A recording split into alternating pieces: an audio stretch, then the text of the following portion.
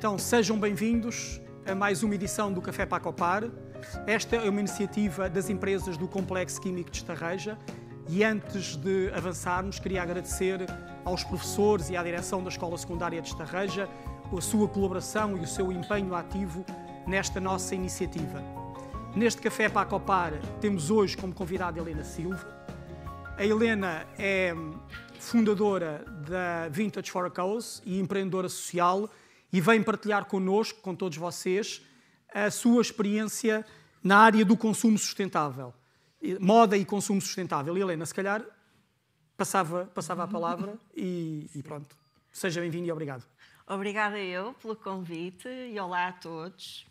E tenho já que pedir desculpa, Paulo, porque eu chamei-lhe Pacobar, mas não está muito desfasado, porque realmente é extraordinário chegar a uma escola secundária um dia de tarde em que estão a haver aulas e ver tanta gente inscrita voluntariamente, não é? Porque disseram-me que só vinha quem quer, num encontro sobre esta temática, porque de facto não é muito comum. E por isso os professores estão de parabéns e vocês também. Eu, de facto, vou falar de consumo sustentável, mas falar de consumo sustentável é falar de muitas outras coisas. É falar dos modelos de produção, é falar de desenvolvimento económico, é falar de comportamento humano, é falar de liberdade, é falar de escolhas diárias, de tomada de consciência e de impacto no mundo. Isto parece mais complexo desta forma, mas o que eu lhes quero dizer é que, mais do que estar aqui a debitar matéria, eu tenho algumas ideias para lhes transmitir e gostava mesmo de ir tendo o vosso feedback, a vossa participação, as vossas dúvidas. Vai haver momentos em que eu estou a assumir que vocês sabem coisas que potencialmente não sabem e vai haver momentos em que eu estou a assumir que vocês não sabem coisas que se calhar sabem e estão muito familiarizados, por isso levantem a mão, vocês estão em grupos, podem conferenciar desde que seja para, no fundo, partilhar alguma coisa positiva, mas o que eu acho é que há grande potencial de vocês pontuarem todos e pontuarem muito bem para efeitos da avaliação. Mas, antes disso tudo, o que é importante é vocês perceberem, mas porquê é que está aqui esta pessoa e não está outra? Porque o que é que cola o facto da minha vida e por que razão estou cá eu a falar sobre consumo responsável, como eu chamei aqui, não sustentável, porque esta palavra já é muito redundante, e não está outra pessoa. Coisas relevantes sobre o meu percurso. E vou puxar mais da parte académica e curricular. Sou licenciada em Direito, trabalhei 13 anos numa seguradora, mas fui fazer uma pós-graduação em Empreendedorismo e Inovação Social, que mais não é do que uma área que trabalha a criação de empresas que, em alternativa aos modelos mais tradicionais, criam soluções para resolver problemas sociais ou ambientais, e cujo objetivo, mais do que gerar lucro para dividir pelos acionistas, é criar valor para as comunidades e para a sociedade. E eu sabia zero disto e também não tinha propriamente assim vontade de ter um negócio ou uma empresa, mas achei extraordinário o poder que os negócios têm para criar mudanças na sociedade. Porque em tudo o resto, uma empresa social ou uma iniciativa de inovação social funciona como uma empresa tradicional, só que a sua atividade está a resolver problemas que estão a gerar o que se chama externalidades negativas. Eu não sei se há aqui alguém que já tenha tido economia, se calhar não. Ainda não tiveram. Quem é que já teve economia? Portanto, sabes o que é uma externalidade negativa, ou não? São basicamente aquelas consequências que estão a ter um custo para a sociedade. Mas avançando, eu tinha que apresentar uma ideia que respondesse a um problema social ou ambiental negligenciado, que combinasse recursos em abundância de forma inovadora e que tivesse potencial para crescer e para ser replicado em diferentes territórios. E eu tenho mais 2 irmãs e um irmão. Acho que é fácil identificar quem é que eu sou naquele grupo. A da esquerda ou a da direita? Hã? Quem é que acha que eu sou da esquerda? Esta esquerda, deste lado. Quem é que acha que eu sou a da direita? Verdade, sou aquela menina. A minha mãe era costureira, o meu pai trabalhou numa fábrica de móveis, porque eu sou de Paredes, que é uma zona que tem muita indústria de mobiliário, e eu cresci rodeada daquilo que são os exemplos de consumo responsável. Portanto, usei a minha vida toda, e durante a adolescência foi uma dor de cabeça, admito, a roupa transformada. Era roupa assim muito estranha, que mais tarde eu consegui valorizar, mas na altura eu só queria umas calças de ganga. E a verdade é que isso mudou totalmente a minha relação com a roupa, que eu mais tarde, quando podia comprar, percebi que tinha. Ou seja, não queria comprar na Zara nem ter igual a toda a gente. Às vezes encontrava em segunda mão, mas era demasiado excêntrica para ir ao tribunal. E é a única mensagem aqui que eu acho que é importante reter, é que foi um facto da minha vida pessoal, da forma como eu cresci, que fez com que, naquele contexto formativo, eu tivesse uma ideia, que é, ok, vamos pegar na roupa vintage que existe, vamos juntar senhoras mais velhas que estão isoladas em casa porque já estão viúvas, porque estão desempregadas, porque estão reformadas, vamos convidar estilistas e vamos pô-las a transformar essa roupa em roupa super cool, que eu posso usar e levar para o tribunal e estar na seguradora. Okay? Isto foi em 2013. Não se falava de consumo sustentável, nem de economia circular, nem de coisa nenhuma. Foi simplesmente uma ideia que respondia de facto ao isolamento e à exclusão social das mulheres acima de uma determinada idade, e que tive a oportunidade de trabalhar isso estatisticamente. Se vocês forem pesquisar sobre população envelhecida ou alguns factos relativos ao envelhecimento, que em si não é um problema, vão perceber que as mulheres vivem mais tempo, mas vivem com menos rendimento e com menos saúde mental. Isso faz com que, numa fase mais avançada de vida, tenham menos oportunidades de empregabilidade, menos oportunidades de participação e menos dinheiro para ter qualidade de vida. Isso, relacionado com questões mais até do próprio género, porque os homens e as mulheres devem ter condições para poder exercer, digamos, a sua cidadania, que sejam iguais, mas biologicamente são diferentes e hormonalmente as mulheres estão mais sujeitas, digamos, a coisas que têm impacto na sua saúde mental, e as desigualdades salariais ao longo da vida também criam ou acentuam essas desigualdades mais tarde. E, portanto, é assim que nasce a Vintage for a Cause que o Paulo apresentou, que hoje em dia, e eu não vou dizer para irem já ao Instagram, porque quero muito que vocês ouçam o que eu tenho para partilhar, mas é uma marca de design circular. Porquê? Porque só utiliza desperdício têxtil, que nós compramos em fábricas ao quilo, ou então a marcas, roupa que não foi usada, que muitas das vezes não foi vendida, e que existem quantidades que vocês vão já perceber, e que obviamente tem algumas características. É roupa que não está muito alinhada com as tendências, que tende a servir bem a todo tipo de corpos e às vezes até serve para homem e para mulher, e que é produzida por mãos muito especiais, que são costureiras mestras, tipo os Cristiano Ronaldo da costura, que nós sinalizamos e recortamos em workshops que fazemos em diferentes cidades, maioritariamente na Zona Norte, mas também no Alentejo e um bocadinho em Espanha, ok? E que nós já vamos perceber mais à frente porque é que gera valor.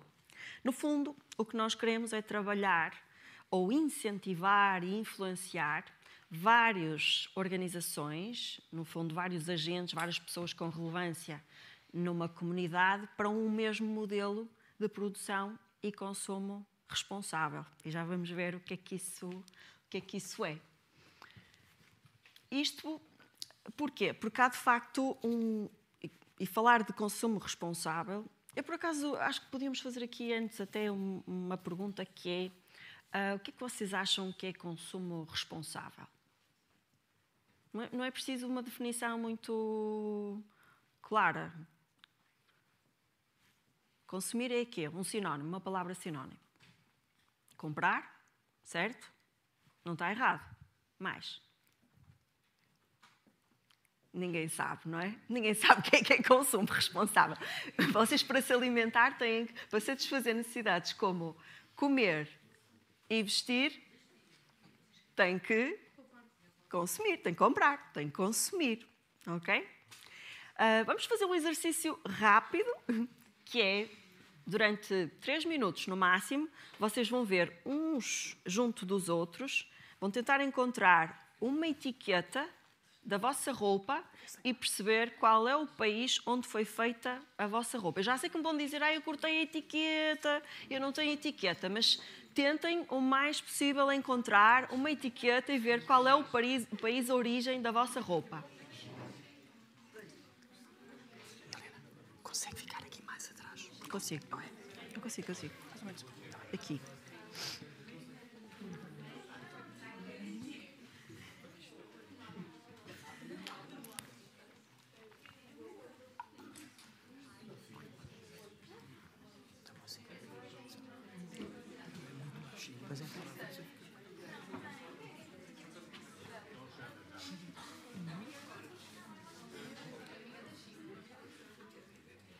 Então, já há países aqui neste grupo.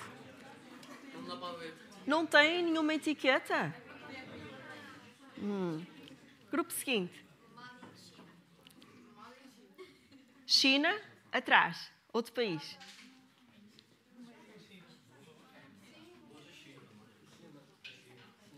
China, atrás.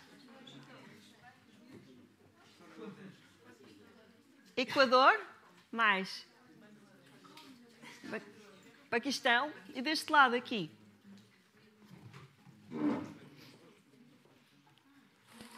Qual?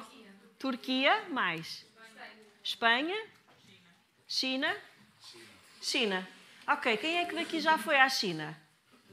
Ninguém, certo? E à Turquia? Eu também já fui à Turquia. A Espanha já alguns foram, certo? Ok. Isto é só um exercício para vocês perceberem que quando estamos a comprar roupa, e a roupa é aqui um bom símbolo ou um bom produto para pegarmos, é quase como estar a ler algo que não tem uma história muito definida ou para a qual nós não conseguimos, ou olhando não conseguimos decifrar. De facto, a maior parte da roupa que nós consumimos é feita em países por pessoas que nós desconhecemos. Quando chega cá a um preço muito baixo, significa que houve imensos intermediários, uma chamada cadeia de valor, que no fundo são os pontos de produção e intermediários que são necessários para fazer uma peça, e nós simplesmente compramos, usamos e descartamos sem ter isso em conta. E este é um exercício também que é importante que seja um ponto de partida para o que nós vamos ver a seguir. Porque a verdade é que todo este percurso, todo este transporte tem um custo ambiental e social muito grande, para lá do custo financeiro, que é o único que nós atribuímos à roupa, porque estamos a pagar no país de recepção, não é? No país de distribuição. Há outros custos aqui que é muito importante ter em conta. Uma pergunta, o que é que vocês acham que é preciso para fazer uma t-shirt? Para além de tecido, ok? Tecido mais. Água mais. Mãos, não é? É que não, o feito à mão é para todas as roupas, mais. Energia. Máquinas. É preciso, e para ela ser distribuída, para ela chegar até nós, é preciso o que é mais? Transporte, embalagem e as cores. Tinta, ou seja, estão a ver a quantidade de materiais que é necessário para fazer uma t-shirt, mas vamos ver os vossos telemóveis. Vocês acham o que é preciso para fazer um telemóvel? Inteligência. Inteligência, software, boa, mais. Hã? Vidro, mais. E as baterias? Plástico. Alguém disse lítio? Boa. Esse é um ponto importante, que é, imagina, a maior parte dos telemóveis têm componentes de pelo menos 5 pontos no mundo. Portanto, só isto já nos dá uma ideia daquilo que é a pegada carbónica ou a pegada ecológica de uma única unidade de um produto. E isto acontece porquê? Porque, de facto, nós, ao longo do nosso desenvolvimento enquanto sociedade, fomos passando por fase. Por exemplo, na pré-história não era possível comprar telemóveis, certo? Mas existia consumo, porque as pessoas tinham que satisfazer as suas necessidades. Só que o consumo limitava-se àquilo que é chamado consumo para subsistência. As pessoas produziam, trocavam roupa e não faziam propriamente dividendo disso. Depois, o que é que aconteceu? Veio a Revolução Industrial. A Revolução Industrial veio introduzir uma mudança, uma revolução, como o próprio nome indica, em que se começa a criar produção em massa. Isto, associado à descoberta ou àquilo que se começou a testar como técnicas para persuadir as pessoas a comprarem coisas, fez com que se começasse a produzir em grandes quantidades. No fundo, o consumo deixou de ser só para satisfazer necessidades, mas também para alimentar um estilo de vida, chamado consumo emocional. O consumo deixou de ser só para vestir e comer e, no fundo, ter as necessidades básicas asseguradas, mas para, no fundo, pertencer a um determinado grupo e pertencer a uma determinada classe. E, portanto, foi aumentando desde o pós-guerra e hoje mantém-se numa vertente mais digital, não é? Hoje em dia quase tudo pode ser comprado online e muito até por influência das redes sociais, do TikTok, mas também por causa dos problemas que isto tem gerado e que está associado a um modelo de desenvolvimento, não é? que assenta em gerar riqueza rápida, produzir o mais possível, pelo mínimo de custo possível e descartar o mais possível, fez com que fossem nascendo alguns movimentos como o minimalismo, o slow living, a tendência zero waste. Vocês já ouviram falar nisto ou não? O que é ser um minimalista? Ninguém sabe. O que é que a palavra quer dizer? Se é minimalismo, é reduzir ao mínimo, ok?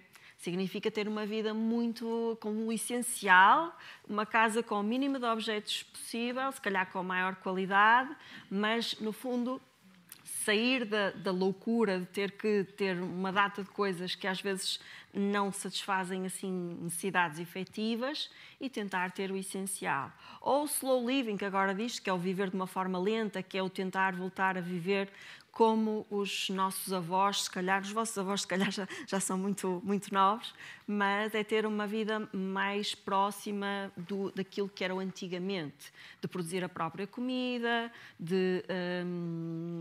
no fundo de ter horários que são mais flexíveis, mais tempo para tratar de outras coisas que não sejam só o trabalho, ou até o zero waste, que é um bocadinho mais radical, mas é evitar todo tipo de descartáveis, como os plásticos e o papel, ok? Portanto, há aqui uma evolução ao longo da história e há um contexto para hoje em dia se falar de consumo responsável. Porquê?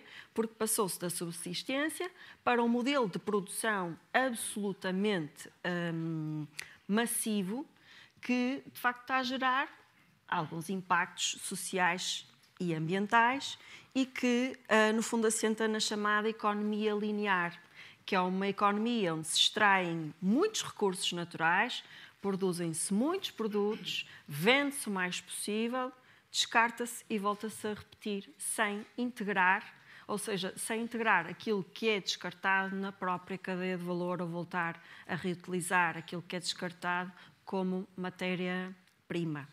E que, no fundo, afeta várias áreas, vários setores. No que diz respeito à roupa, acredito que vocês já vão vendo na televisão e até nas redes sociais que há um grande descarte de roupa. Porquê? Porque ela é muito barata, vem de todos os cantos do mundo e está acessível com um clique, sempre novidades a toda a hora, as marcas de chamada fast fashion. Aqui toda a gente sabe o que é o fast fashion. Quem é que não sabe o que é o fast fashion? Não sabes o que é o fast fashion? É a chamada moda rápida. É aquela... moda rápida. Roupa muito barata, todas as semanas tens novidades e feita com um nível de qualidade que é para durar muito pouco tempo. Aliás, a média de uso destas peças é cerca de 4 vezes. É muito pouco tempo. Ok? Portanto, a cada segundo que nós estamos a falar, despeja-se um caminhão, que são 2,6 toneladas de roupa. E eu estou-vos a dizer isto, eu só estou a imaginar um caminhão, e eu devo ter durado 30 segundos, são 30 caminhões. Isto até é difícil de imaginar a acontecer, mas há uma coisa que é certa. Isto é um problema que tem uma dimensão gigante. Mas não é só na roupa que isto acontece, e não é só no mundo, é em Portugal. Também há uma grande quantidade de roupa que é deitada fora, são 200 mil toneladas de roupa, mas o que é preocupante, para além deste facto, é que é só 1% que está a ser reciclado. Quanto é que é 1% de 2 mil toneladas? 2 mil, certo? Portanto, 2 mil quilos é muito pouco comparado com aquilo que está a ser descartado. Mas no que diz respeito ao setor da alimentação, a coisa não é muito diferente. Nós deitamos imensa comida fora, e eu acho que isto é algo que vocês têm conhecimento, nem que seja por observação, mas os dados a nível mundial são muito preocupantes.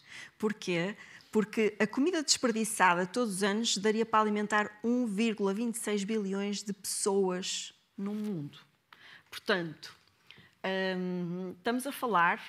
Roupa e comida são bens essenciais. Mas um terceiro tipo de produto que começa a ser igualmente preocupante são os eletrónicos.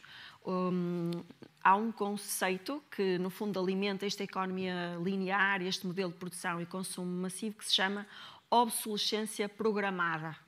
O que é que isto quer dizer que as coisas já são desenhadas para durarem muito pouco e para não haverem componentes para reparação. Ou seja, tudo está feito para que a coisa tenha uma vida útil muito curta e, em vez de reparar e conservar e reutilizar, as pessoas tenham que substituir. E isto nos eletrónicos ainda é mais recorrente. Quem é que daqui tem iPhones?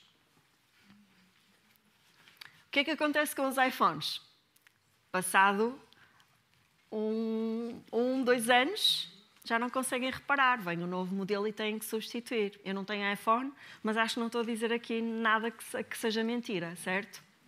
Portanto, com os eletrónicos há cemitérios e cemitérios de resíduos. 62 milhões de toneladas são dados que são científicos, mas eu tenho que admitir, eu olho para estes números e eu não consigo visualizar na minha mente o que é que isto representa do ponto de vista de dimensão. Mas em 2022, cerca de 1,5 milhões de caminhões de 40 toneladas. Vocês estão a imaginar o que é 1,5 milhões de caminhões de toneladas? São caminhões que devem ocupar as estradas de um país inteiro, provavelmente. Portanto, isto é muito, muito lixo. E o que é muito complexo aqui é que nós deitamos as coisas ao lixo, mas o deitar fora não existe. Isto vai parar a algum sítio, ok? Ou é incinerado, queimado, e isso, claro, liberta gases com efeitos, provoca gases com efeitos estufa, que têm impacto nas alterações climáticas, portanto tem uma pegada carbónica. Ou então está a provocar paisagens como esta que já se conseguem ver do espaço. Isto é no Chile, é roupa que vai da Europa e da América, e isto é uma pequena parte. Há uma autora muito interessante, que é a Annie Leonard, que tem um vídeo que vocês têm que ver. Não vamos ter tempo aqui porque o vídeo tem 20 minutos, mas chama-se The Story of Stuff, que é no fundo a história das coisas, que mostra todo este percurso, desde como é que se produzem as coisas e depois porque é que não existe o deitar fora e que vale mesmo a pena vocês verem depois. Portanto, isto tem consequências ou não? Acham que... Estás a abanar com a cabeça que sim. Queres dizer quais são as consequências? Pelo menos uma. Eu já fui aqui dizendo.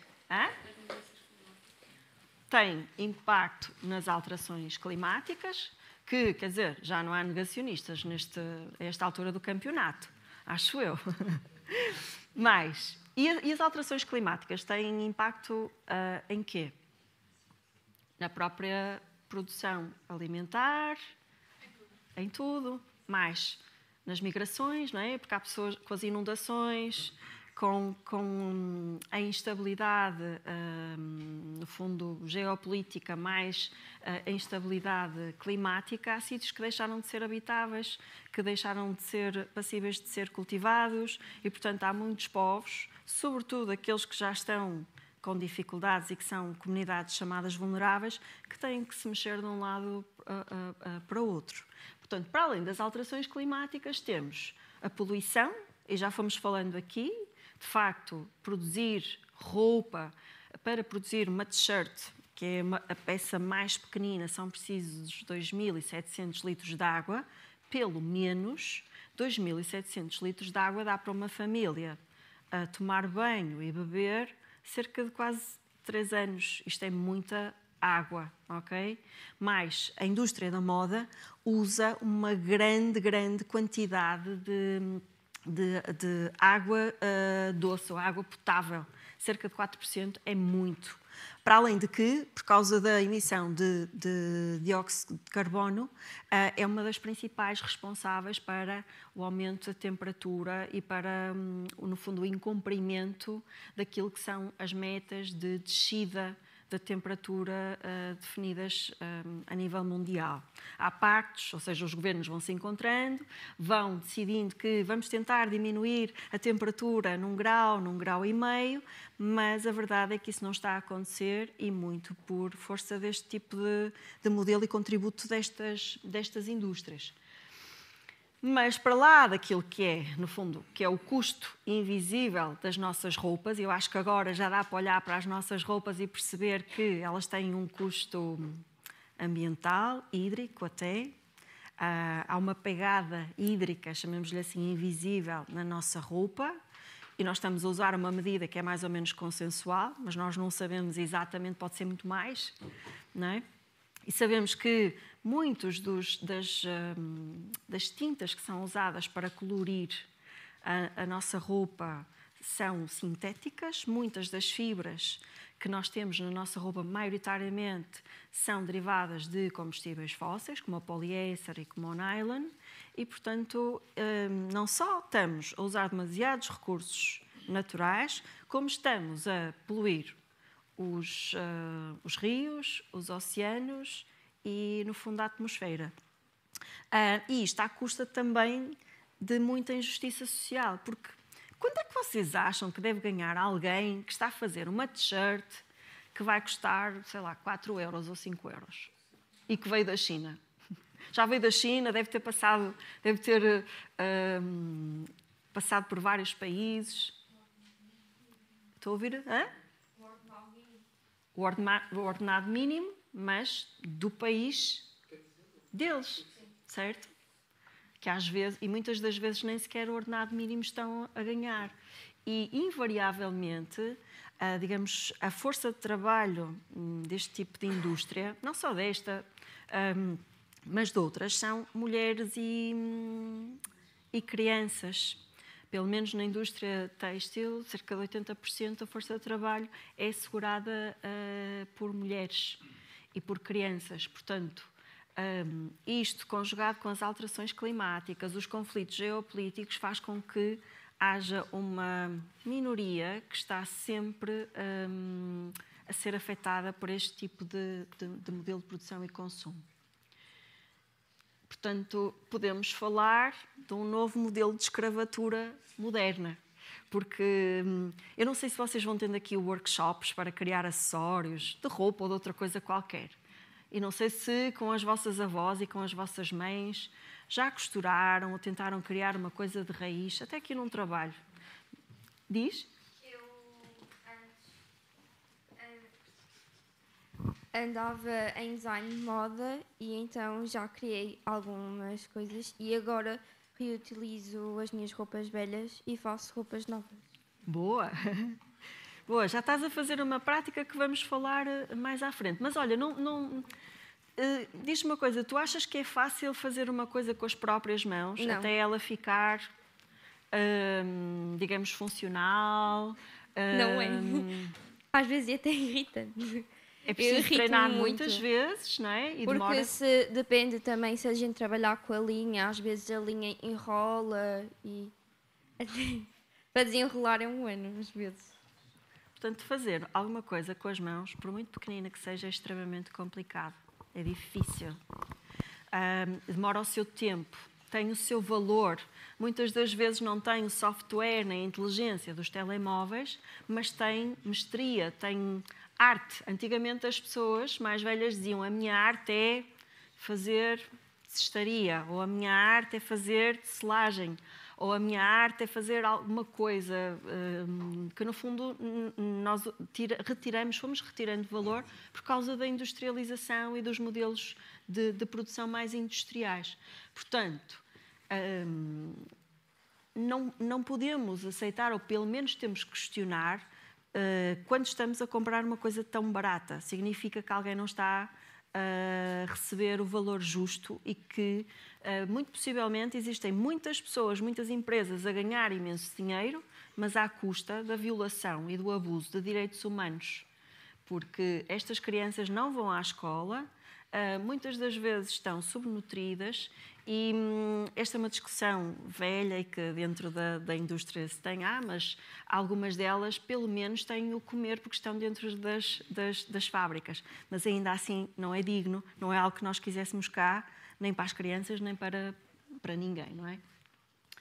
Portanto, o que é o consumo sustentável? Vocês a esta altura já começam a ter uma percepção, se calhar, mais clara do que é que pode ser descrito como consumo sustentável e que até quando se fala em consumo temos que incluir também a produção e temos que contextualizar isso dentro de um modelo de desenvolvimento ou um modelo que, no fundo, é aquilo que gera riqueza e bem-estar na sociedade e dentro dos países.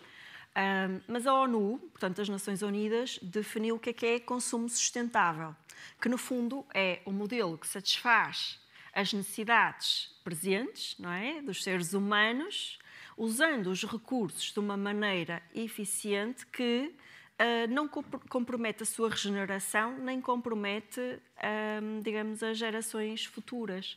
Porque o que é que acontece? Se nós estamos a produzir mais do que necessitamos e estamos a sobrecarregar ou ir para lá daquilo que são os limites naturais da regeneração do próprio planeta, significa que as gerações futuras possivelmente vão ter mais dificuldade em conseguir ter acesso às mesmas coisas e nas mesmas circunstâncias.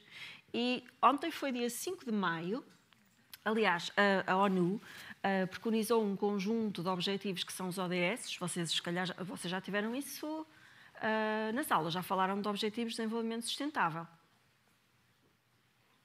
Sim? Quem é que já ouviu falar em Objetivos de Desenvolvimento Sustentável? Vocês não viram este símbolo já? Esta rodinha aqui? Já? Claro, eu também acho que sim. Estão aqui um bocado tímidos ou um bocado confusos. Eles são 18, não é? Mas aquele que diz respeito à produção e consumo sustentável é o 12, ok? Mas a propósito aqui da sobrecarga da terra, ontem foi dia 5 de maio e vi uma notícia a aparecer: Portugal já esgotou os recursos naturais para este ano. O ano passado foi a 28, salvo erro, este ano já foi ontem.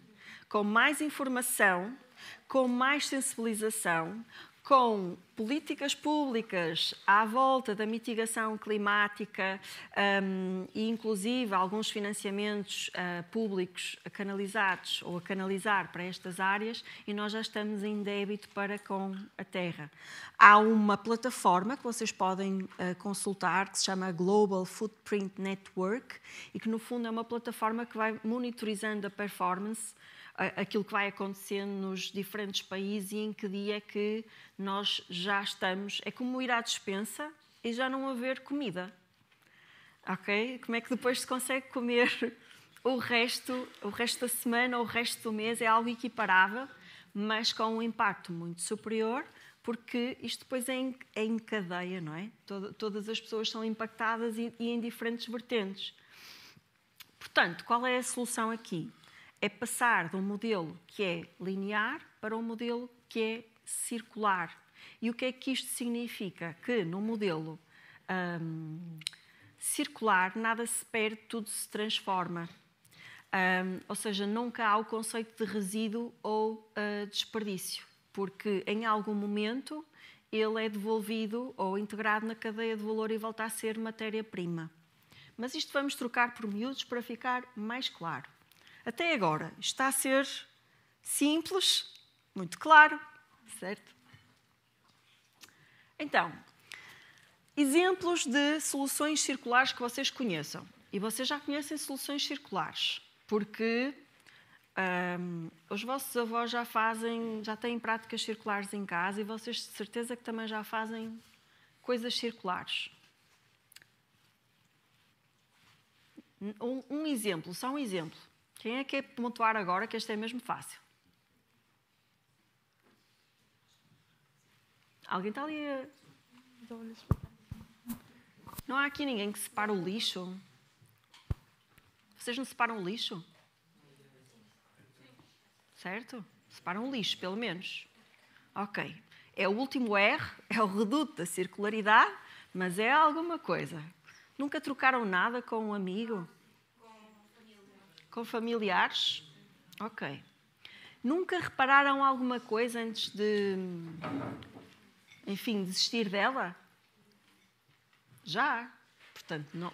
Economia circular não é assim uma coisa altamente técnica, pode ser, em alguns casos.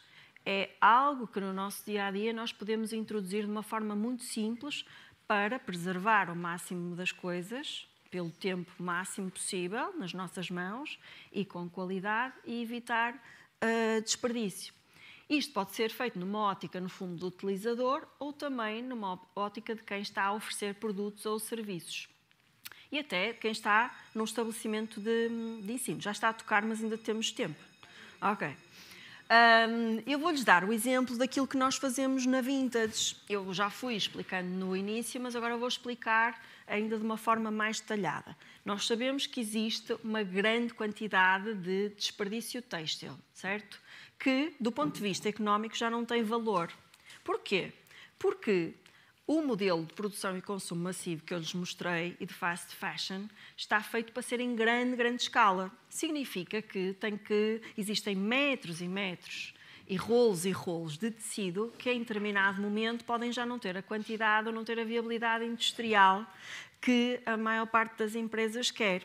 E aquilo acaba por ficar em armazéns do chão até ao teto, à espera de que alguém venha buscar, ou então acaba mesmo por ser queimado, vai para o lixo, literalmente. O que nós fazemos é, vamos a esses armazéns, selecionamos aqueles que têm uma dimensão simpática, compramos ao quilo e voltamos a incorporar. Às vezes temos que ver se têm problemas, se não têm. Porquê? Porque a indústria que trabalha em escala também trabalha a inovação, que é introdução de novas fibras, melhoria do comportamento dos tecidos, e há muitas inovações que falham. Também por isso é que se chama inovação, porque quando se está no campo da experimentação há coisas que resultam e há outras que não. Portanto, o que nós fazemos é olhar para esses desperdícios como recursos, como matéria-prima, selecionamos, tratamos, vemos o que está ok e volta a entrar no mercado como uma peça de roupa, com criatividade e com um trabalho manual que é superior àquele de produzir em série. Fazemos roupa de qualidade, roupa intemporal, roupa que serve às necessidades de um público específico. Nós estamos focadas mais nas mulheres entre os 30 e os 45 anos, e, portanto, aquilo que não tinha valor comercial e que, inclusive, ia ser lixo, passa a ser matéria-prima e passa a ser um produto até de valor acrescentado que volta a circular no mercado, ok? E que no meio disto tudo é um processo que acaba por ter uma distribuição justa do valor. Porquê? Porque o valor que é pago por uma peça é distribuído entre a costureira, e o trabalho manual ou feito em pequenas quantidades tem um custo totalmente diferente daquele que é produzido em fábrica, normalmente é mais caro. Portanto, ela recebe um valor que é justo, nós recebemos a nossa parte e o consumidor está a pagar um valor, o Estado recebe outra parte, não é? Porque depois nisto temos que também contabilizar os impostos e aqui há, digamos, uma distribuição mais equitativa daquilo que é o preço que quem está a comprar colocou.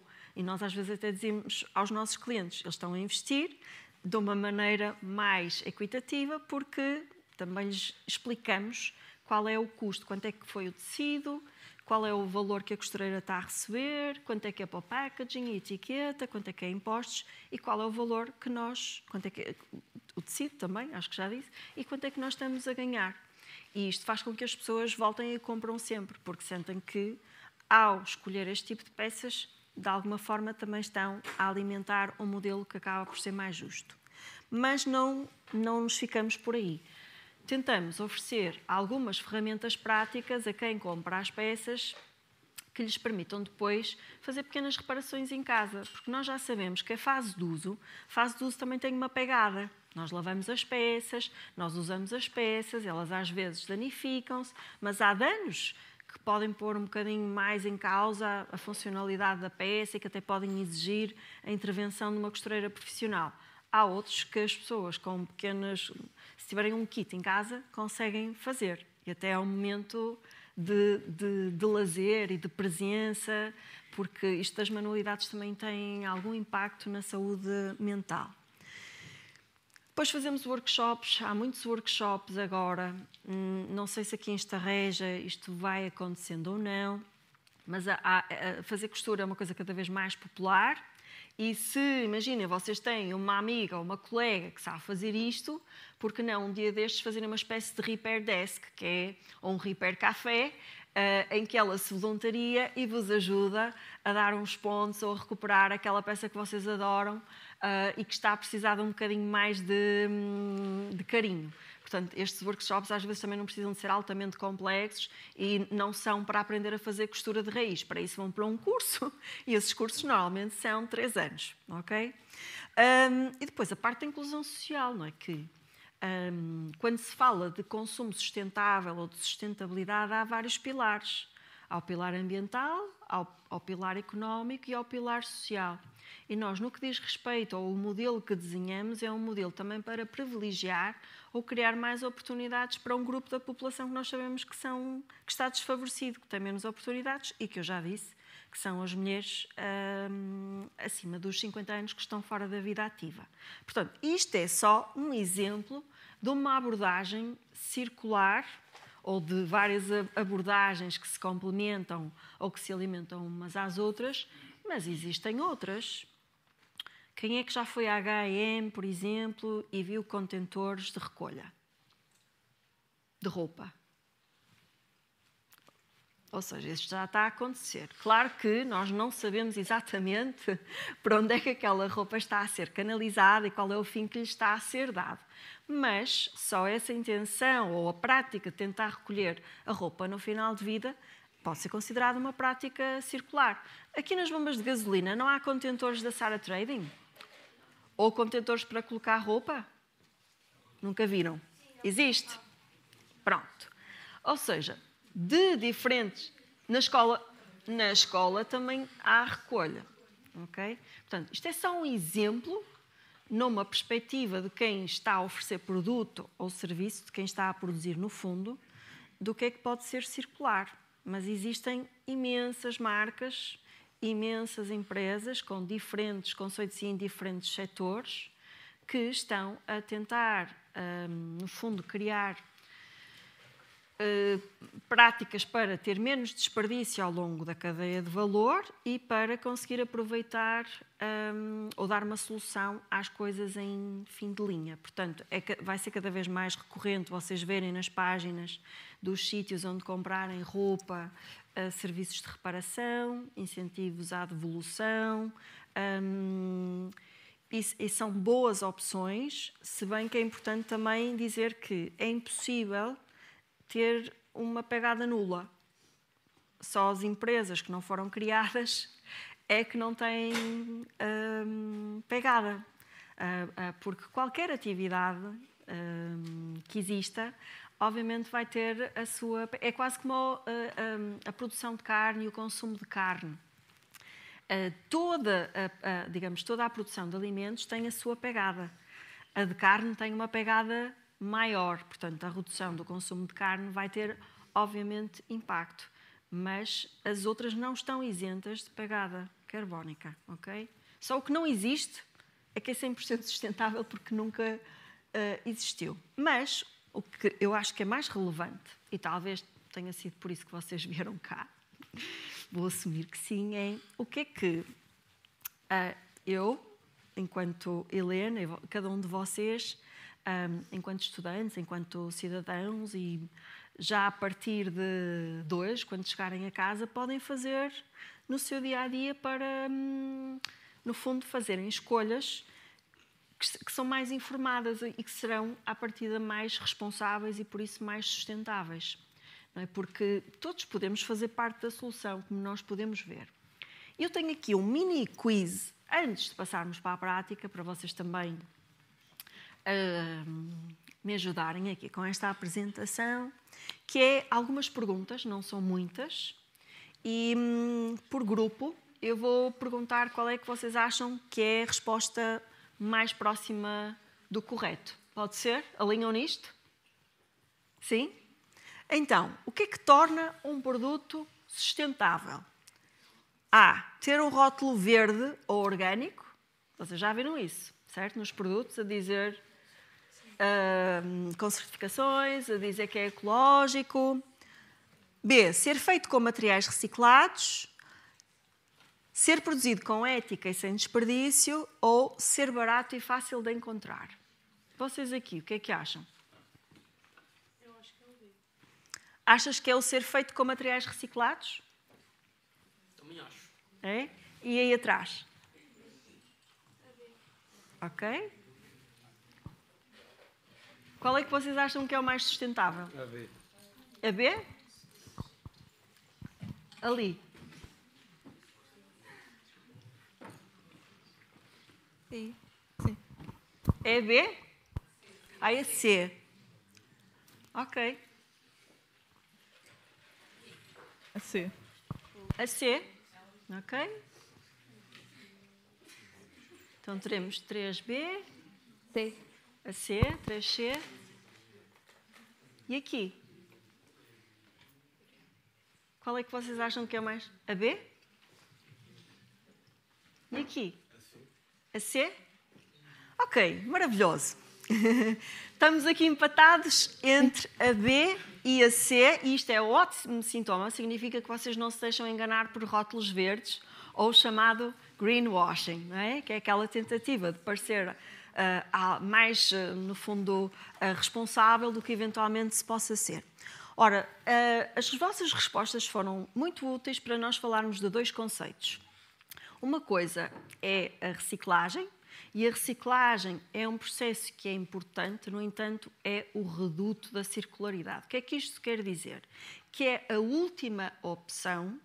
Porquê? Porque o processo de reciclagem obriga a que se destrua um objeto e se volta a criar matéria-prima, e muitas das vezes o material reciclado tem menos qualidade do que o anterior, para além de já ter gasto energia. Porquê? Porque são processos que são feitos à volta de, portanto, maquinaria e inovação, e muitas das vezes também têm processos de triagem exigentes, e muitas das vezes esses materiais reciclados não são novamente recicláveis.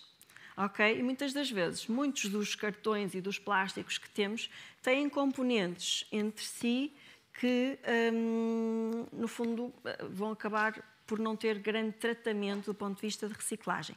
E com a roupa, apesar da inovação estar avançada, invariavelmente os tecidos reciclados portanto, não têm a mesma garantia de longevidade que os tecidos feitos com materiais virgem.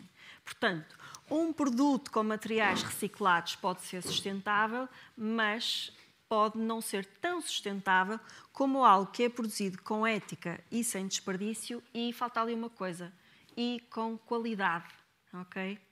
Porque à partida vai durar muito mais tempo e tem um impacto muito menor ao longo de toda a cadeia de valor, que é de produção e depois de uso e consumo. No entanto, acho que este é um bom ponto de partida para perceberem que às vezes as respostas não são absolutas. Portanto, o importante é vocês terem o máximo de informação para depois tomar uma decisão que é melhor do ponto de vista ambiental, social e para vocês naquele momento, ok? Mas sim, esta, de facto, talvez tenha uns pauzinhos acima dos produtos reciclados. Outra pergunta. Qual destes exemplos é mais alinhado com um consumo verdadeiramente sustentável? A. Comprar uma roupa de uma marca eco todos os meses. No fundo, apoiar marcas, só comprar sustentável e comprar todos os meses. B. Fazer trocas com os amigos e usar o que já tens. C. Comprar em segunda mão, mas em excesso. D. Comprar sempre o mais barato. Hã? A B? Ok. Alguém discorda? Alguém quer ir para outra linha?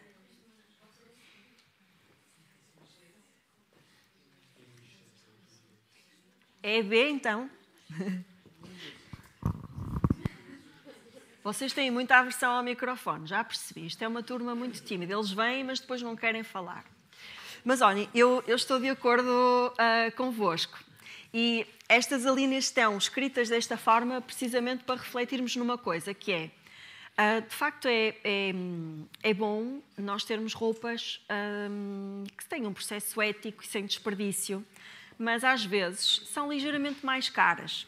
Claro que, feitas as contas, nem sempre são muito mais caras, porque quando nós olhamos para a qualidade e para a duração, vamos perceber que o valor que investimos naquela peça, na realidade, é o que nós acabamos por gastar em várias peças muito baratas.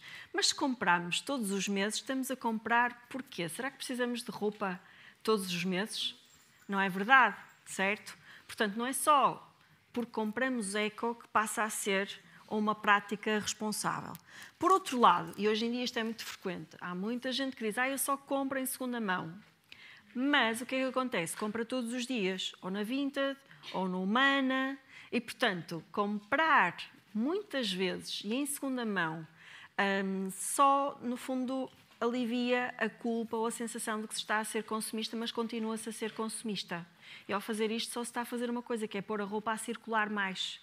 Mas não se está a alterar o modelo de pensamento e o comportamento que nos leva a querer comprar. Quem é que aqui nunca comprou alguma coisa porque viu no TikTok alguém usar? De certeza que já compraram? Digam lá. Podemos assumir. Isso é natural. Mas quem é que nunca teve a Shein a tagar a vossa conta de Instagram? Certo? Ou seja, há uma publicidade muito agressiva. Nós vivemos num mundo que estuda os nossos comportamentos ao ponto de nos sugerir aquilo que à partida nos vai fazer consumir, e há um processo químico, biológico, bioquímico interno que faz com que a gente tenha tanta vontade de parecer, no fundo, de saciar uma necessidade que acaba por comprar, ok? E, portanto, no fundo é um hábito, que é o hábito compulsivo, de fazer compras compulsivas, que nós temos que inverter e pensar: preciso disto, ok? Vou usar isto muitas das vezes, ok? Será que consigo uma alternativa em segunda mão? Ou será que até alguém que tenha já não esteja a usar, posso trocar? Este é mais o raciocínio e é um processo que se despoleta quando se começa a ter mais consciência. E que nem sempre funciona. Eu própria estou um bocadinho na bolha e já dei por mim a comprar coisas que me apareceram à frente, que me pareceram ter um bom preço, que me pareceram... Portanto, é muito difícil resistir. Então, quando há aquelas promoções, não é, da Black Friday e outras coisas, é extremamente difícil resistir, digamos, ao sistema tal qual ele está montado. Outra pergunta. A responsabilidade de mudar os padrões de consumo é de quem? 1, dos governos. 2, das grandes empresas. 3, de todos nós, mas com pesos diferentes. Ou dos consumidores mais jovens?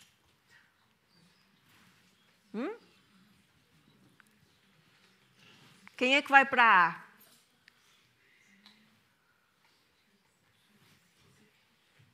Aqui, qual é que vocês querem arriscar? A B. Ok. Eu acho que é A C. Aí, a seguir. Qual é que vocês acham que é a responsabilidade? Quem é que vocês acham que é a responsabilidade? A C, boa.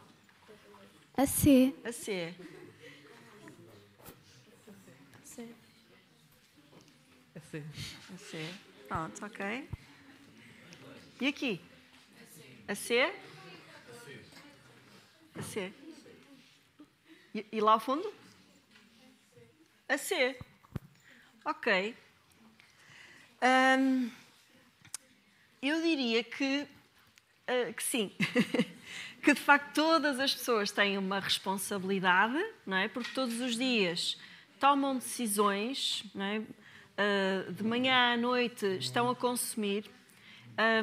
Vocês ainda não têm 18 anos, mas vão poder votar. Ou seja, os cidadãos têm muito mais força do que aquilo que imaginam. Porquê? Porque se recusarem a comprar, se forem dando, no fundo, e se forem exigentes com aquilo que é posto à venda e com aquilo que é comunicado, as marcas também tentam adaptar-se. Por outro lado, isto tem que ser um esforço de todos, no fundo, de todos os organismos, os públicos, as grandes empresas, os mais jovens, as escolas. Portanto, aqui já estão a fazer, no fundo, já estão a cumprir com esta responsabilidade. Não são só as empresas que têm que mudar, porque o que é que também acontece muitas das vezes? Há muitas marcas e há muitos produtos que estão no mercado que até têm digamos, um índice ou performance em termos de sustentabilidade muito elevada, mas depois o mercado não consegue comprar, não é? As pessoas não apoiam ou preferem e continuam a escolher as coisas que a Rihanna está a usar ou que está a aparecer nas redes sociais. E que as influencers mostram. Portanto, as mudanças, ou esta mudança é uma mudança que depende de várias coisas. Políticas públicas, até políticas fiscais que de alguma forma obriguem as empresas a repensar as decisões que fazem e também dos consumidores. Mas também não se pode dizer que o consumidor é que tem o poder todo na mão, porque isso não é verdade. As pessoas, se tiverem opções que sejam responsáveis, que elas possam comprar e se estiverem informadas, obviamente que vão preferir isso. E é velho debate, porque de facto há muitos estudos que dizem que as pessoas estão dispostas a pagar mais se souberem, se a marca for mais transparente, se souberem mais sobre o produto, mas depois na prática há um desfazamento muito grande entre o que os estudos fazem e o que está a acontecer no mercado. E em épocas de crise, como devem imaginar, e também por causa do perfil daquilo que são as empresas, ou pequenas empresas, artesãos, no fundo, pequenos negócios que fazem este tipo de produtos, existem imensas que estão a fechar, porque depois não se conseguem aguentar financeiramente. Portanto, é um esforço conjunto. Esta é fácil, esta é para vocês pontuarem para a vossa avaliação. O que é que significa a expressão custo invisível de um produto? O valor de transporte, o tempo de vida útil do produto, os impactos sociais e ambientais escondidos na produção ou o preço que não vemos no rótulo? A C. Esta era mesmo para todos ganharem um ponto, ok, professores? Isto está... Por último, o que é que tu podes fazer para influenciar uma marca a ser mais sustentável? Comentar nas redes sociais e não comprar produtos injustos, ignorar porque não vale a pena, comprar mais produtos eco dessa marca, esperar que os governos regulem. Isto, no fundo, é o vosso poder de influência, o que é que vocês podem fazer para, no fundo, influenciarem uma marca a ter práticas diferentes. Comentar nas redes sociais e não comprar produtos injustos. Mais ninguém quer arriscar? Bem, eu diria que nenhuma é bem suficiente e que esta é muito para os guerreiros de teclado, não é? Não comprar e no fundo, ser ativista nas redes sociais, mas eu diria que na falta de outras ferramentas, esta pode ser bastante eficaz. E nós temos visto até o poder da opinião pública. Não sei se vocês assistiram àquela polémica do abate das árvores em Lisboa, do jacarandás. Lembram-se disso ou não? Foi há pouco tempo. Pronto, uma influencer, que é ativista, que é a Tripeirinha, começou a fazer vídeos sobre a situação e a explicar porque é que aquilo não era, no fundo, uma prática positiva para a cidade e porque é que a solução alternativa não era sustentável. E a verdade é que a Câmara reviu a decisão, ok? Da mesma forma, quando abriu as AR em Lisboa, houve outra polémica à volta de umas árvores que elas tinham lá dentro e que, na realidade, no fundo, não era uma boa opção. E o facto de, no fundo, de se tentar criar uma comunidade alerta para este tipo de coisas, nem sempre resolve, mas muitas das vezes faz com que as marcas repensem ou reflitam sobre o seu assunto.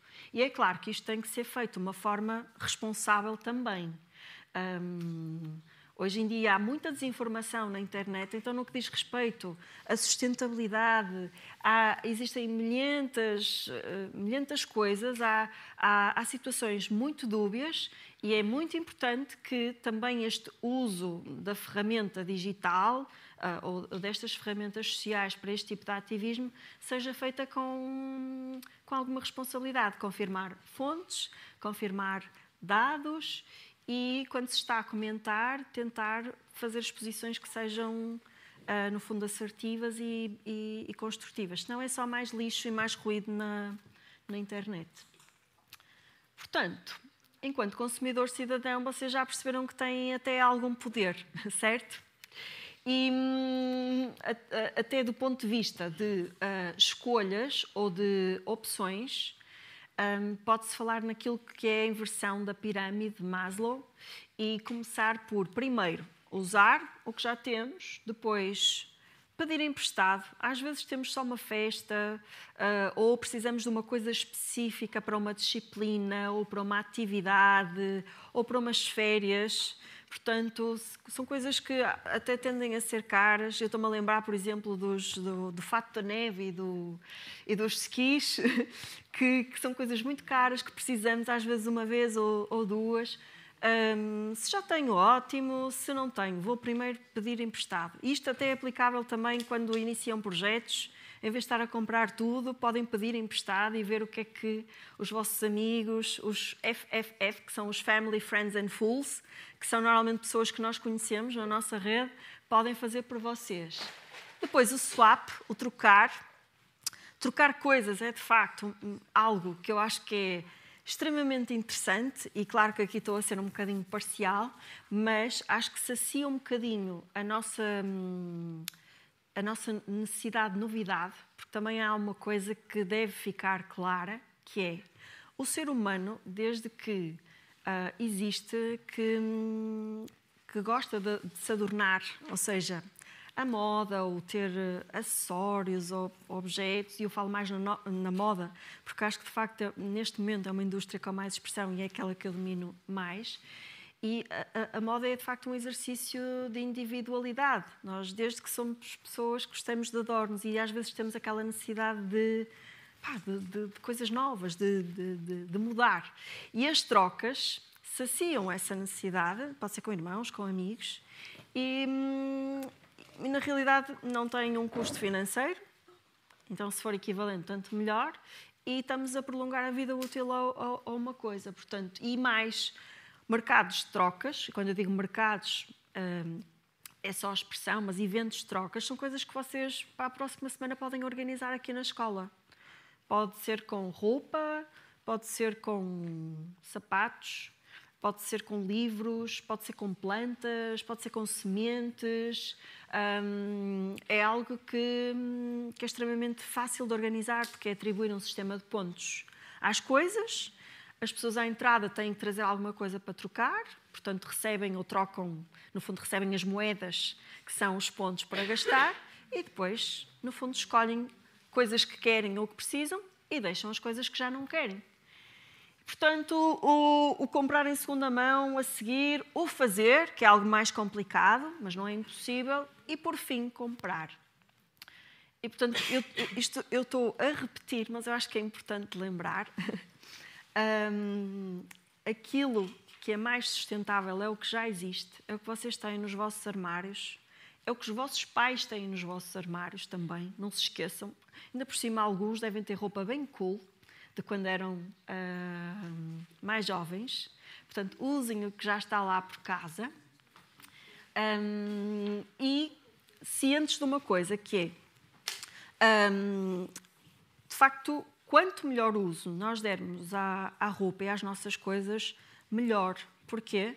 Porque, à partida, a chamada pegada ambiental ou o custo invisível na fase de uso vai ser menor.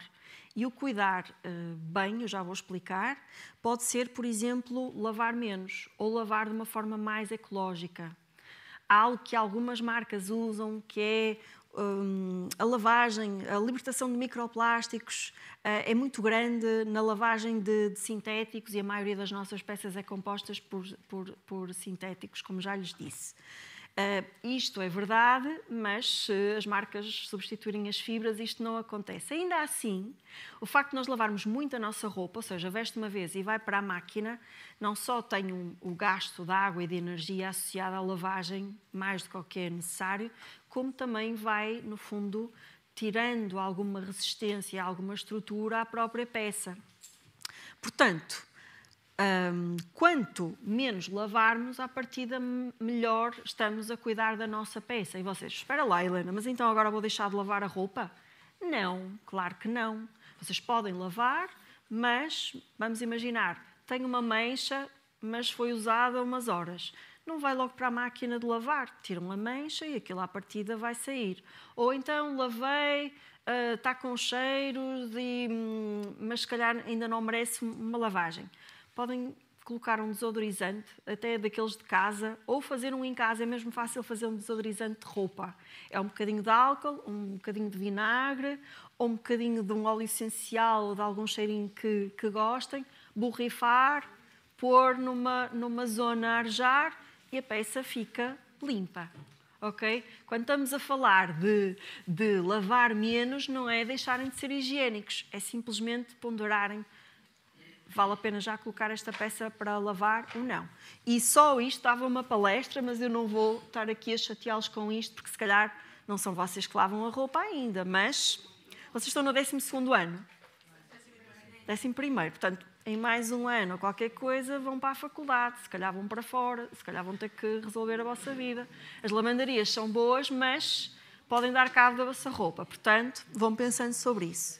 E é importante terem noção disto, porquê? Porque basta usar 3 vezes mais a roupa, que já estamos a reduzir a pegada carbónica em 65% e a híbrida em 66%. Portanto, quanto mais tempo usarmos a roupa, quanto menos lavar, e quanto melhor lavarmos, e o lavar melhor pode ser, vamos imaginar, aquilo que for possível, lavar à mão em vez de lavar à máquina. Quando lavamos à máquina, olhar para as instruções de lavagem. Eu sei que isto é senso comum, mas muita roupa danifica-se porque as pessoas estão a lavar contra as indicações de lavagem. Já nos aconteceu vender t-shirts de lã que as pessoas depois reclamaram que encolheram. Claro, estava lá a explicar que tinha que ser lavada a frio ou para um programa de lãs. Portanto, é extremamente importante fazer uma coisa que parece senso comum. Ou tentar não misturar cores, por exemplo, ou evitar a máquina de secar, tentar secar o mais possível ao natural, porque são diferentes coisas, diferentes no fundo é a mesma escolha e a mesma ação tem um impacto em termos de poupança de energia dos próprios equipamentos, não é? E tem um impacto na conservação da roupa. Portanto, é uma forma de mitigar aquilo que no fundo, que já é o custo de produção da roupa. E até guardar roupa. Há um manual das Nações Unidas, e nós fazemos parte de um departamento das Nações Unidas que se chama Conscious Fashion and Lifestyle Network, que é basicamente o departamento das Nações Unidas para estas questões da moda sustentável, que tem um manual destas coisas, e eu fiquei muito surpreendida quando vi lá que uma boa prática é não guardar roupa que está suja, não misturar roupa suja com roupa limpa. Parece uma coisa muito óbvia, certo? Ou não guardar a roupa em sítios úmidos. Ou não misturar roupa de cor na máquina de lavar. São tudo coisas que nós sabemos, mas que muitas das vezes nem temos grande cuidado. Porquê? Porque a roupa é barata. Porque a roupa é barata. E se estragar, nós podemos substituir. Só que isto tem o tal custo invisível, como eu já lhes disse. Portanto, e reutilizar. Eu não vou estar aqui a repetir, acho que já os convenci em relação à troca. Vou referir-vos um projeto que se chama Let's Swap, que é uma associação assente em voluntariado jovem, maioritariamente, e que organiza estes swaps em diferentes sítios. Há outro projeto que se chama Circular Wear, que é também um sítio ou é um projeto que prevê que exista um ponto numa determinada escola ou empresa, onde as pessoas vão deixando aquilo que já não querem e quem quiser vai passando e vai buscando, no fundo vai trocando por coisas que precise. E até em casa, com as amigas, podem chamar aquelas que vocês gostam e sabem que têm coisas engraçadas e organizar um mini swap party. Depois, a roupa em segunda mão. Vocês de certeza que já conhecem lojas em segunda mão. Há uma que é online muito popular. Qual é? Qual é a loja online que toda a gente agora conhece e compra coisas? A Vinted, exatamente, não é novidade. Há também uma cadeia de lojas físicas um pouco por todo o país, que é a Humanas. Humana, já ouviram falar?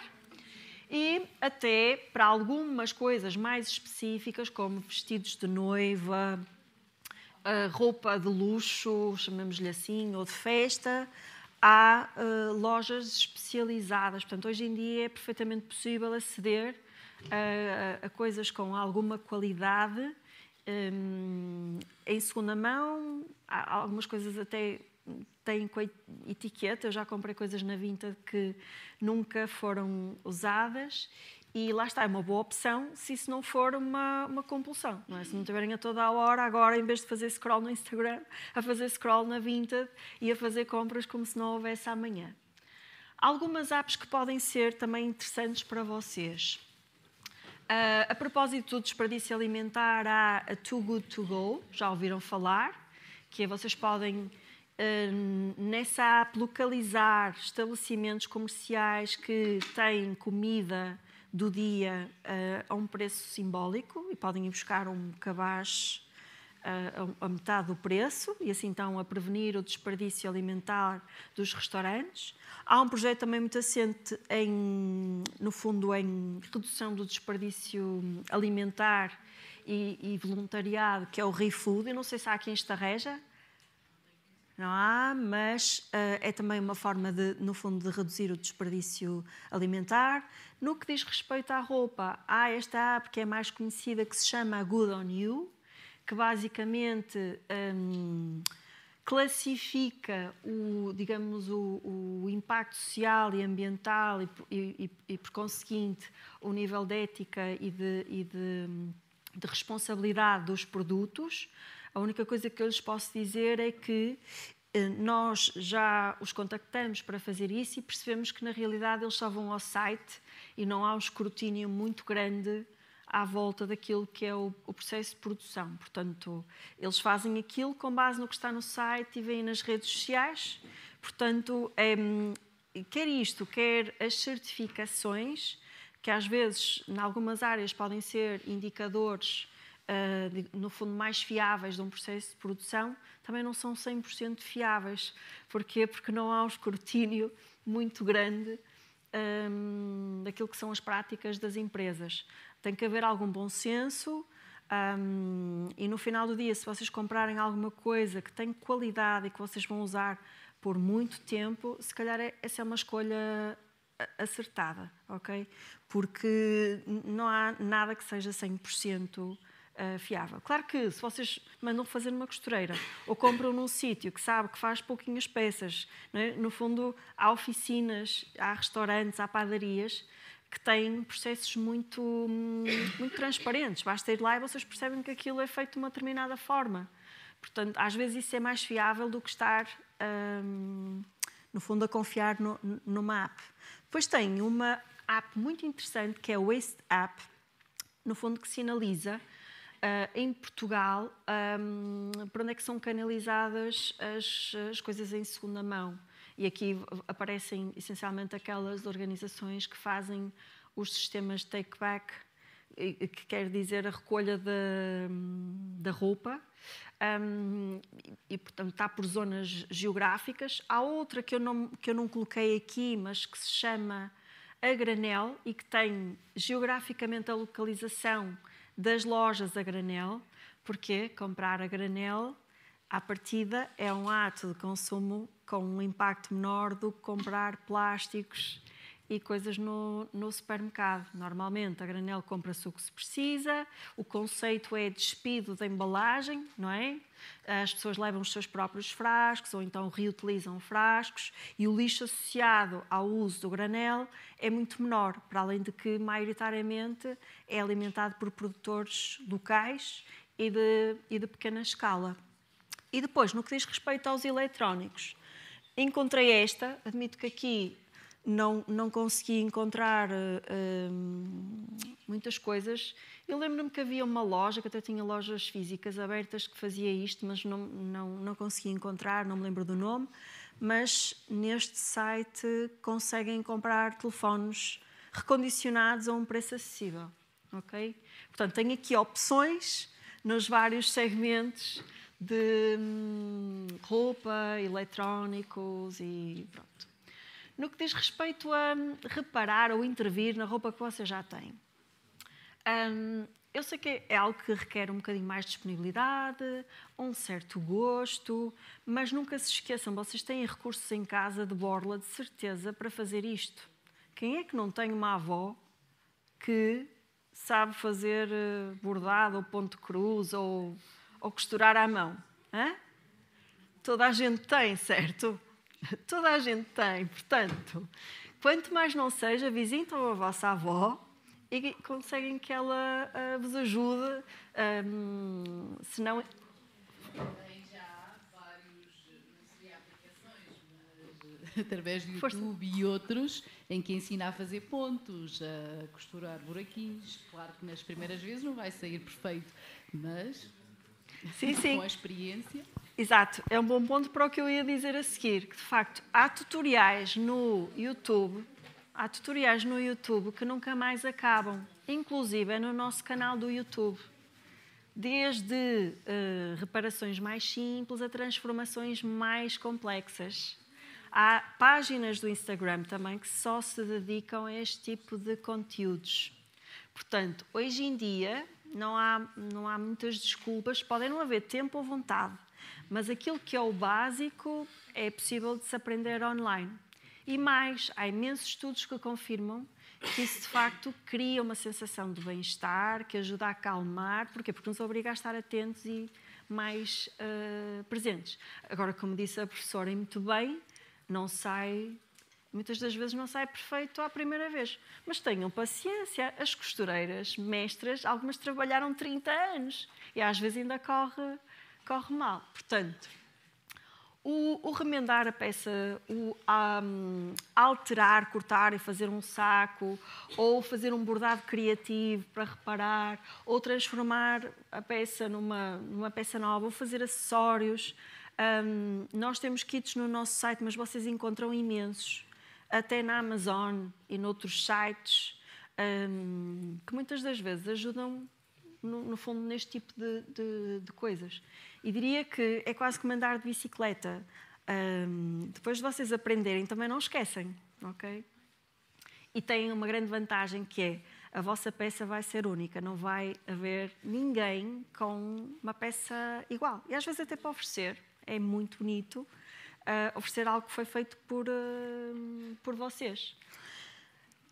Coisa relevante a propósito da reparação. A União Europeia já consagrou um direito que é o direito à reparação e que já está em vigor para os eletrónicos, no fundo para combater aquilo que falamos da obsolescência programada, que é o consumidor tem direito a exigir a reparação, portanto, evitando que lhe seja imposta a aquisição de um novo produto. E o que é muito provável, e já há grupos de trabalho nessa área, é que isto também passe para a roupa e para, invariavelmente, quase todo tipo de produtos. Em França, a França está à frente em determinadas áreas, e esta é uma delas, já há um voucher de reparação. As pessoas já têm um valor que é dado pelo Estado para poderem reparar as coisas em vez de as descartar. Portanto, vai ser, se calhar, mais frequente e mais natural ou mais normal começarem a ver quiosques novamente de reparação. Qual é o grande entrave à reparação? É que normalmente não é muito acessível, ou ainda não é muito acessível, quando comparado com a substituição. Mas acho que é importante também ficarem a saber disto. E, claro, o exigirem, o tentarem saber o máximo possível destas temáticas, até organizarem-se em grupos para questionar. Há vários grupos informais e até algumas organizações juvenis muito focadas em ação climática, como a comunidade Lidera ou a Rota Eco, que é uma academia de sustentabilidade. Uma vez por ano, em abril já passou, acontece um evento a nível mundial que é a Fashion Revolution Week, que é uma semana que coincidiu com um desastre muito grande que existiu, que foi o colapso de um edifício onde estavam várias marcas e morreram 2.000 e tal trabalhadores. E, portanto, durante essa semana a nível mundial, os consumidores são incentivados a perguntar às marcas quem é que fez a sua roupa, e as marcas são incentivadas a mostrar quem fez as suas peças. E, portanto, vocês podem envolver-se neste tipo de atividades. Existe também o dia, uma atividade que é o Repara em Público. No fundo, é estarem aí nos bancos de jardim e a reparar para que as pessoas vos vejam a fazer reparações, e, portanto, isto está ao alcance de qualquer um de vocês, basta que tenham essa vontade. E, claro, quando comprarem, pensarem, então, que tipo de sistema eu estou a alimentar, e menos é mais, menos coisas, mais qualidade. Só isso, só essa consciência já vai fazer alguma diferença. Por último, só uma nota em relação à reciclagem, porque acho que isto vai começar a ser uma realidade, que é: os Estados-membros têm uma diretiva que obriga a que criem fluxos de recolha e gestão de têxteis como resíduos urbanos. O que é que isto quer dizer? Que ao lado do contentor do vidro, do papel e do cartão, vão passar a ter contentores para a roupa. Para lá daqueles que já existem, agora vão ser os municípios que vão ter que fazer alguma coisa em relação a isto. Sabemos que isto está extremamente atrasado. E qual é a relevância da reciclagem para aqui? É que a reciclagem em Portugal e na Europa não está num ponto de desenvolvimento suficiente para dar resposta à quantidade de lixo que se prevê que vai ser recolhido, ok? E há muitos entraves mais técnicos e também de operacionais mesmo, mas há outros que nós sabemos que dizem respeito ao facto de nem tudo é reciclável. Há muitas peças que têm fibras, mais do que uma fibra, e nem sempre é possível reciclar peças com diferentes fibras, e nós cortamos as etiquetas. Portanto, a mensagem que tem que ficar aqui hoje é: ou passamos a escolher roupa que só tenha uma fibra, que é tipo o algodão, ou se for poliéster, que seja 100% poliéster, ou uma chamada monofibra, e não cortamos as etiquetas, que é para, numa fase mais à frente, isso não ser um entrave à reciclagem. Pelo menos à reciclagem que não a reciclagem química, não é? Porque,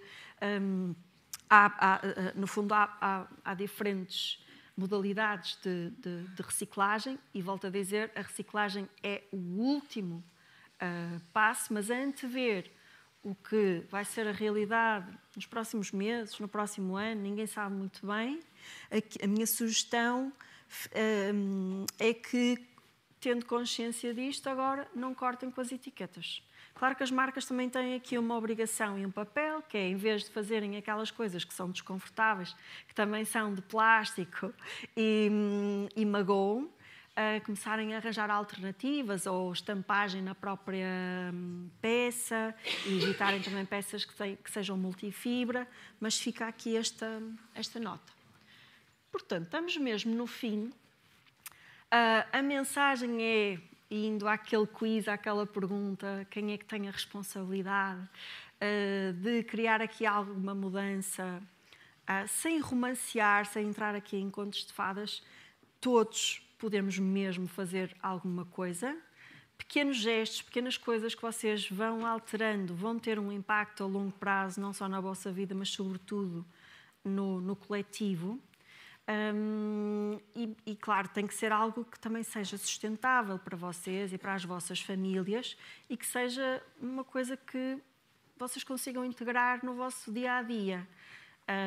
Claro que um gesto ou uma ação é melhor do que nada, mas o que importa é que vocês depois sejam consistentes e consigam olhar para diferentes aspectos da vossa vida, tendo como pressuposto o que estivemos aqui, no fundo, a refletir. Fica uma pergunta final, que gostava que vocês respondessem com o telemóvel, se tiverem, que é... espera aí, tenho que ter aqui, vocês têm que aceder com o QR Code, é este QR Code. Espero que esteja a funcionar. Se não funcionar, por grupo, pelo menos uma coisa que vão fazer diferente. Oh, Paulo, espero que estejamos dentro do tempo. Ou já estamos em cima do tempo. Boa. Acho que ainda podemos responder. Conseguiram aceder?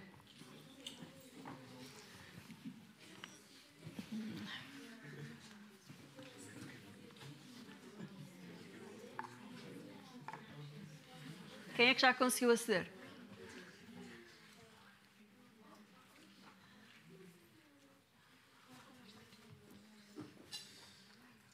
Conseguiste? Sim? Portanto, toda a gente conseguiu aceder, certo? Já responderam? Já responderam? Então vamos lá ver.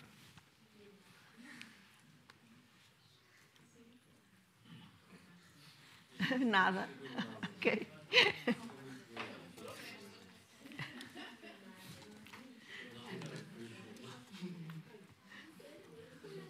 Mais ninguém vai fazer nada?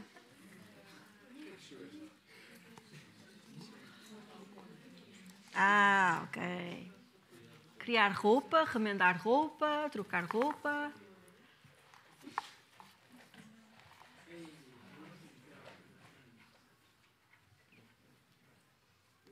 Depois deles preenchem, mesmo na nossa geração dos mais crescidos. Muitos de nós já perdemos hábitos do género do remendar a roupa, do cozer umas meias, do pregar um botão.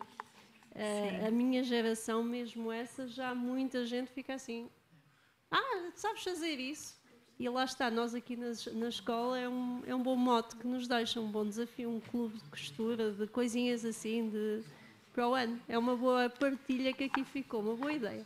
Fico contente com isso, porque acho mesmo que de maneira informal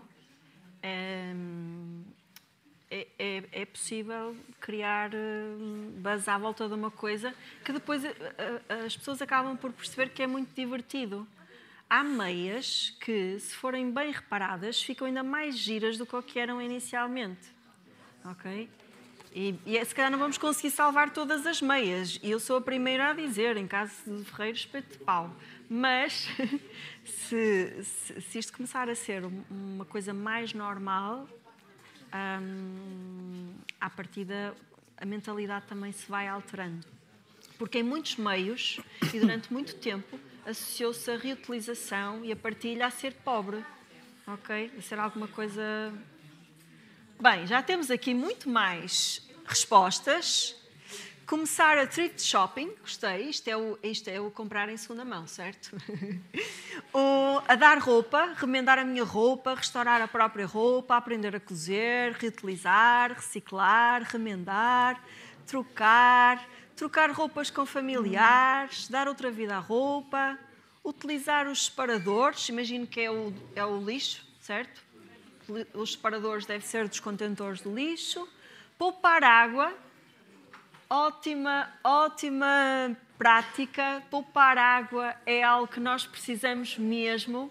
Eu não tive tempo de explorar muito isso, mas a Península Ibérica tem de facto uma crise, uma seca crónica, e poupar água é algo que nós podemos fazer simplesmente quando estamos a lavar os dentes, fechar a torneira o mais rapidamente possível, ter banhos mais curtos. Portanto, ótima dica. E acho que terminamos muito bem. E vamos fechar. E vamos fechar. Queria agradecer a todos vocês a vossa presença e a vossa participação, e queria agradecer à Helena esta partilha fantástica. E este é a terceira edição do Café Paco Par. Portanto, se tudo correr bem, regressamos no próximo ano letivo. Obrigado a todos e até breve. Obrigada.